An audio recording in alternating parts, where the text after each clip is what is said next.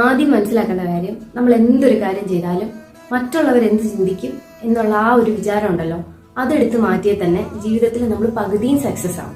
നിനക്ക് എന്താണോ താല്പര്യം അത് നീ ചെയ്യുന്നതാ ഞങ്ങളുടെ സന്തോഷം. എനിക്ക് നല്ലപോലെ അറിയാം എൻ്റെ മോള് എവിടെ എന്ത് ചെയ്താലും നല്ല രീതിയിൽ നീ ഹാർഡ് വർക്ക് ചെയ്യുന്നു. സോ എൻ്റെ ആയാലും നമ്മുടെ ഫാമിലിയുടെ ആയാലും ഫുൾ സപ്പോർട്ട് നിന്റെ കൂടെ കാണും.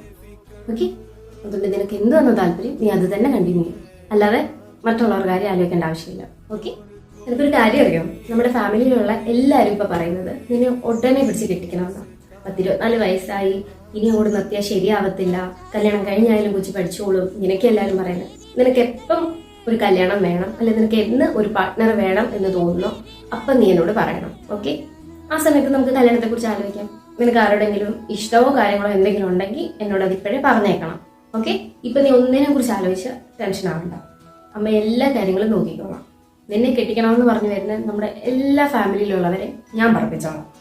പക്ഷെ നീ എപ്പോഴും ഫോക്കസ് ചെയ്യേണ്ടത് നിന്റെ കരിയർ ബിൽഡ് ചെയ്തെടുക്കാൻ വേണ്ടിയിട്ടായിരിക്കണം. ഓക്കെ.